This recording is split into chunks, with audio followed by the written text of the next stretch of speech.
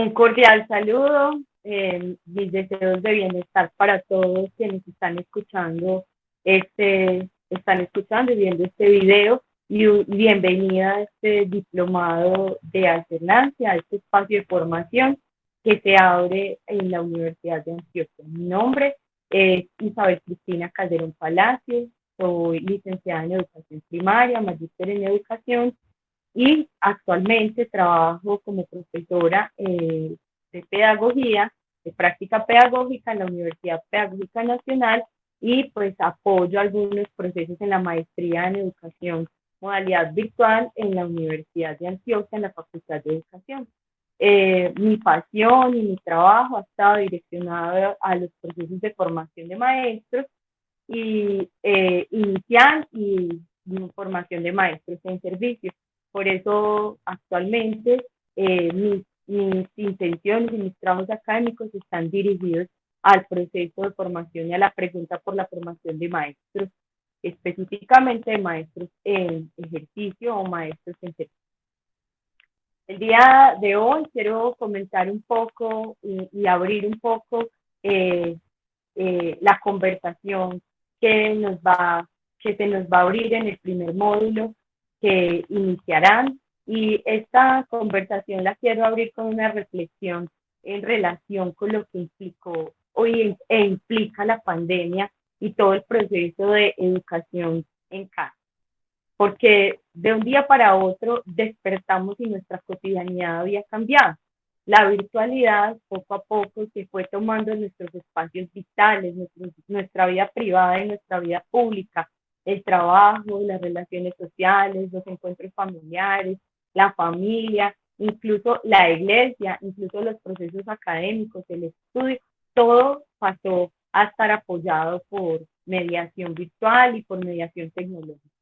Poco a poco nos inundaron en el campo educativo, bueno, en todas las esferas sociales, nos inundaron conferencias, webinars, paneles, donde se discutía desde diferentes lugares lo que pasaría con la nueva normalidad que se imponía, lo que debería organizar nuestras vidas, lo que debería organizar la educación, la salud, expertos de todos los lugares, desde el plano personal, psicológico, religioso, hasta expertos académicos, innovadores, empezaron por todos lados a lanzar sus ideas para prescribir cómo debíamos afrontar esta crisis. La perplejidad de esta situación atípica, por lo menos para nuestra generación, no nos paralizó, sino que en un primer momento nos movilizó, nos inquietó, por lo menos por unos días y por un tiempo. El miedo, en vez de paralizarnos, nos movilizó a abrirnos a procesos de formación, a ir a todo tipo de conferencias, a resolver las situaciones que esta nueva normalidad nos estaba planteando. La escuela, por su parte, no fue inmune a este movimiento, a esta gran oleada de acciones que se empiezan a generar. La escuela no se paralizó en ningún momento. En los maestros, actores menos consultados, de pronto no tan citados en los webinars, en esas conferencias que antes citaba de expertos desde toda índole para prescribir cómo afrontar esta crisis, estaban un poco menos consultados, pero igualmente interpelados y confrontados a actuar. Se movieron a pensar estrategias de todo tipo para continuar con el proceso formativo de sus estudiantes desde la distancia, desde clases por WhatsApp, diseños de guías, integración curricular, plataformas de aprendizaje, entre otras muchas estrategias se pusieron en marcha para enfrentar esta situación. Algunos maestros optaron por el trabajo en equipo, se generaron trabajos con las familias, trabajos con las comunidades, se generaron trabajos en equipo entre los mismos grupos de maestros, incluso entre áreas que antes no dialogaban ni se articulaban para generar los procesos formativos de sus estudiantes. Hasta se probaron en algunos casos visitas domiciliarias a los estudiantes, por supuesto, conservando el debido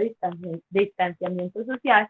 pero con el fin de llegar a cada niño, a cada familia y poder responder a las demandas de la formación y del aprendizaje de quienes tenemos la responsabilidad de formar. Además de todas estas estrategias para llegar a los estudiantes y a las familias, la escuela se desplazó hacia la vida privada, hacia la vida, hacia la esfera doméstica. Las familias, los papás, las mamás, los cuidadores empezaron a hacerse cargo de lo que en otro tiempo siempre era responsabilidad del maestro, los contenidos de enseñanza, la metodología de enseñanza. Incluso muchas veces los maestros tenían una doble tarea, la de formar a los estudiantes y formar a los padres de familia o acompañantes para poder llevar a cabo el proceso formativo. Por esa razón, el compromiso, la responsabilidad, la cercanía y la confianza que los maestros han transmitido, gran parte de los maestros han transmitido en este proceso, ha sido clave para poder desarrollar con éxito este proceso de educación en casa. Algunos maestros también se paralizaron, tal vez ya lo estaban y la situación los inmovilizó aún más. Sin embargo, en su mayoría considero que los maestros respondieron al reto de la educación en casa y de la educación en tiempos de pandemia, haciendo grandes contribuciones a los procesos de enseñanza, incluso grandes contribuciones a los procesos formativos personales, porque la movilización implica también interpelación, cambio, actualización. Respecto a este proceso, quiero hacer énfasis en tres elementos con los cuales me parece que los cuales considero han acompañado este proceso de tiempo de educación en casa, pero que van a profundizarse en el primer módulo de este diplomado. El primero tiene que ver con el trabajo colaborativo. La educación en casa y los nuevos retos que la educación en pandemia nos plantearon, nos implicó estrechar lazos entre los equipos docentes para poder aunar esfuerzos y llegar de manera mucho más decidida y de manera mucho más clara y compacta a las familias. Lo que antes probablemente se fragmentaba en diferentes asignaturas, en diferentes horarios y escenarios escolares, ahora se tenía que organizar de tal manera que pudieran agruparse y generarse conjuntos de áreas, asignaturas y tareas que pudieran llegar de manera mucho más clara y de manera mucho más condensada a las familias y de esa manera llevar el proceso formativo con más agilidad. El trabajo colaborativo no solamente se da entre pares y entre maestros, sino que el trabajo colaborativo es importantísimo cómo se da con las familias, desde los grupos en WhatsApp que se generan para poder compartir las tareas, para poder conversar acerca de la cotidianidad de la enseñanza, hasta la información que se empieza a compartir por las diferentes plataformas de aprendizaje que se adaptaron para poder llegar al proceso, para llevar el proceso de enseñanza y aprendizaje a cada uno de nuestros estudiantes. El trabajo colaborativo es una de las demandas que en la contemporaneidad más se le hace a los maestros como una de las habilidades que se deben desarrollar, puesto que los procesos de enseñanza y el proceso de trabajo docente no se puede llevar de manera aislada. Incluso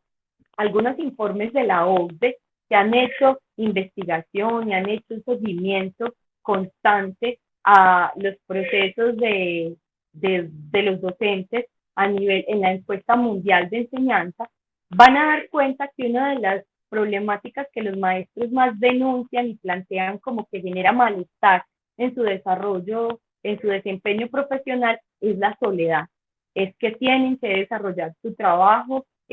con mucho aislamiento. Aislamiento no solamente en el ámbito de las relaciones entre profesores, estudiantes y comunidades, sino también aislamiento con las comunidades académicas. Por esa razón, una respuesta que se ha dado ante esa demanda que se divulga en varios escenarios investigativos y en varios escenarios políticos, la respuesta a eso es promover procesos de trabajo colaborativo y de trabajo en equipo que permitan a los profesores romper el aislamiento y generar procesos de confianza y de trabajo en equipo para mejorar el proceso de enseñanza, pero fundamentalmente para mejorar la satisfacción en el desempeño profesional. Esto no es ninguna novedad desde las movilizaciones de las teorías críticas del currículo en la década del 60 y 70, empezamos a ver la importancia del trabajo colaborativo de la mano de los procesos de investigación en el aula, de la mano de los procesos de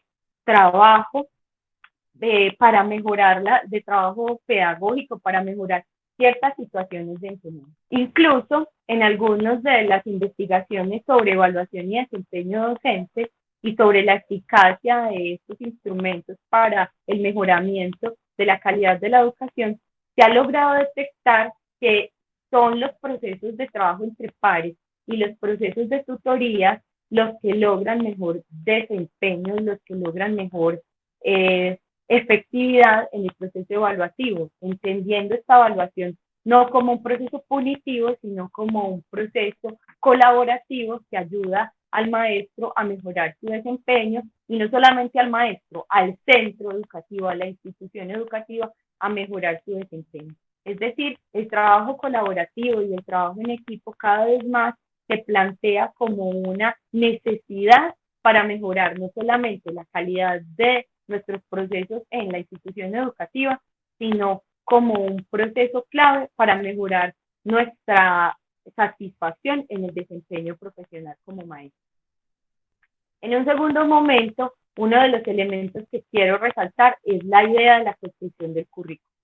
La pandemia y la educación en casa, la estrategia de aprender en casa y de educación en casa, nos ha planteado las preguntas fundamentales acerca de cómo se construye el currículo, qué se enseña, el currículo entendido en una perspectiva un poco más restrictiva, un poco más acotada, entendida como qué se enseña, cómo se enseña y para qué se enseña.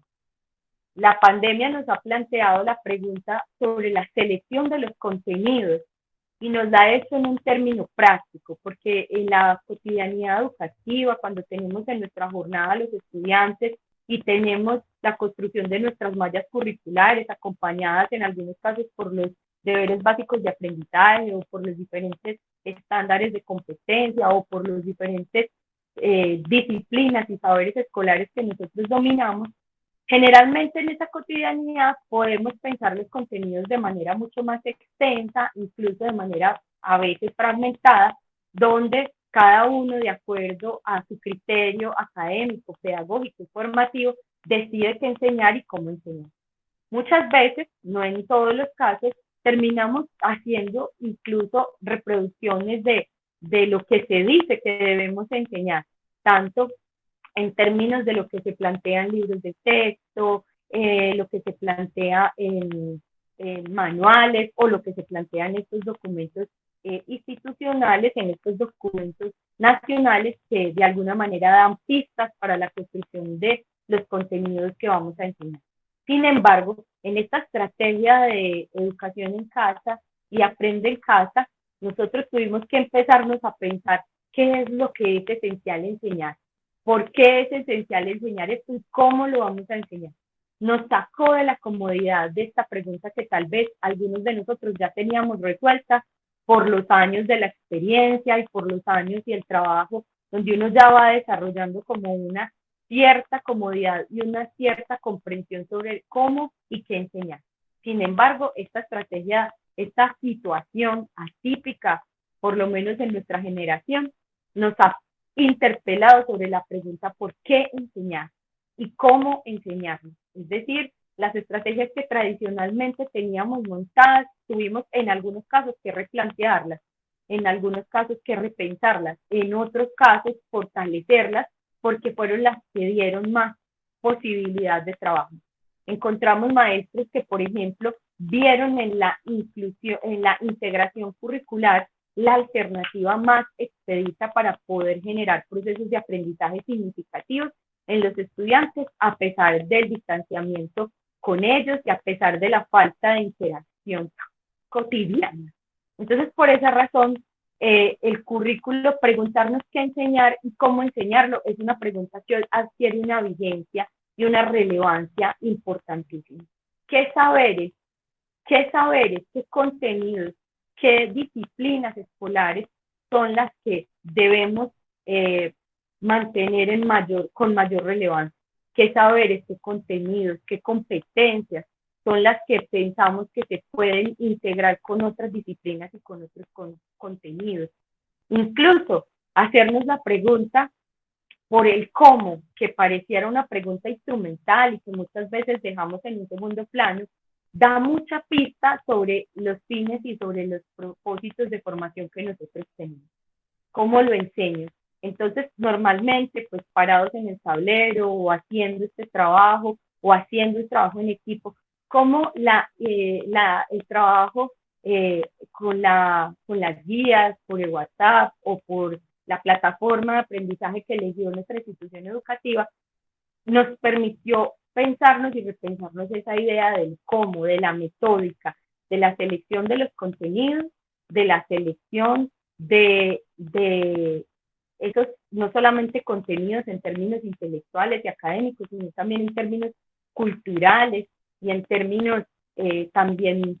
éticos, sino también las metodologías, las formas como les llegábamos a nuestros estudiantes y les llegamos a los estudiantes aún en esta situación de aislamiento que todavía mantenemos en la mayoría de los casos en nuestro país. En un tercer momento, y sobre el cual quiero también poner énfasis, es el tema sobre los fines de la educación. En relación con lo que ya venimos hablando, pero poniéndole una atención muy importante a los fines de la educación, porque la pandemia nos ha planteado esta pregunta. En una conversación que tuvimos con algunos maestros de Bogotá,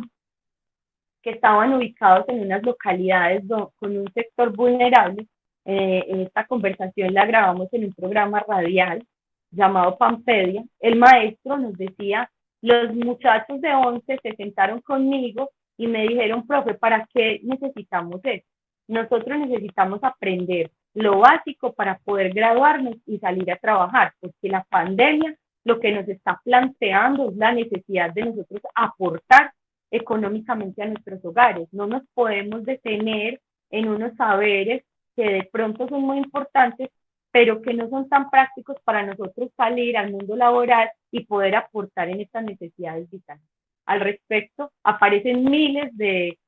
respuestas y de reflexiones, reflexiones, análisis desde muchos lugares, pero esta pregunta que sinceramente y este planteamiento y propuesta que sinceramente le hacían estos estudiantes de 11º a este maestro, lo llevó a él y nos llevaba a nosotros y nos lleva hoy a pensar cuáles son las finalidades de la educación. Es decir, más allá de lo que nosotros aprendemos teóricamente, en el análisis de algunos contenidos de la pedagogía, de la didáctica de nuestras disciplinas y de nuestras propias disciplinas, más allá de nuestros planteamientos políticos individuales, la pregunta por los fines hoy se nos hace relevante. ¿Para qué educamos? ¿Cuáles son las finalidades de la educación? Y coherente con esto, ¿cómo seleccionamos los contenidos de ese proceso formativo y cómo lo llevamos y lo materializamos en nuestras construcciones didácticas en la vida cotidiana? Por eso, en el diplomado que recién comienza y en la conversación que hoy quiero plantearles y en la reflexión que quiero plantearles, lo que les propongo es que nos sentemos a pensar las enseñanzas que nos deja esta vivencia, en estas 3 dimensiones que presenté, pero en muchas otras que a ustedes pueden estarles suscitando en este momento esa experiencia. Porque nos dimos cuenta que aún hay cosas para las que no estamos preparados y que necesitamos desarrollar habilidades, conocimientos y contenidos para enfrentar. También nos dimos cuenta que hay saberes que tenemos que repensar, saberes académicos, saberes experienciales, saberes curriculares que tenemos que repensar. Saberes académicos procedentes de las disciplinas que nosotros enseñamos, de la pedagogía y la didáctica, saberes curriculares procedentes de la política educativa nacional, local e institucional, y saberes experienciales procedentes de nuestras biografías, de nuestros saberes, de nuestras trayectorias de vida, de nuestras historias de vida. Hay saberes que debemos repensar, problematizar, cambiar. Hay posturas que debemos conversar, que debemos problematizar. Hay proyectos que tenemos que construir nuevamente que hay una escuela que renace en el marco de la llamada alternancia y que esto nos plantea de nuevo estas preguntas con otro tono, con otro escenario, con otro telón de fondo. Qué importante entonces que en este diplomado sea la oportunidad para detenernos a pensar, a reflexionar, a escribir y a conversar lo que esto implica, lo que esto nos invita a recordar y el saber que nos remite a descubrir o redescubrir una mirada también a la tradición con unos lentes diferentes, con los lentes de la vivencia que el tiempo de la educación en casa producida por esta emergencia social y sanitaria nos ha dejado. Incluso que nos pone en entredicho y nos pone en suspenso la permanencia de la escuela, la necesidad de la escuela, la importancia del maestro en la sociedad, que yo, a mi modo de ver, es un reclamo que la sociedad hace al maestro, que la sociedad hace del maestro, nos necesitan en diferentes escenarios, en la educación superior, en la educación básica y en la educación media, y en la primera infancia, por supuesto. En este curso se nos hace una invitación para pensarnos, pensar lo que hemos vivido, las preguntas que nos abre esta experiencia, los retos de la formación que nos cesa. No porque la formación inicial y avanzada haya sido escasa o incompleta, sino porque no hablamos de perfeccionamiento docente, ni hablamos de actualización, hablamos más bien de que la pandemia nos impone y nos impuso una situación atípica que nos ha llenado de perplejidad y nos ha enfrentado a la contingencia y a lo impensable. Por eso se propone un curso que reconoce la experiencia, la palabra y la vivencia como un medio para la formación. En otras palabras, se propone un curso que reconoce tu vivencia, tu experiencia, tu palabra como medio para la formación, combinado y en compañía de algunas lecturas, de algunas reflexiones, de una mirada refrescante a la tradición pedagógica, educativa, incluso de las disciplinas que enseñamos. Entonces, con estas palabras les doy la bienvenida a este primer módulo. Muchas gracias por su atención.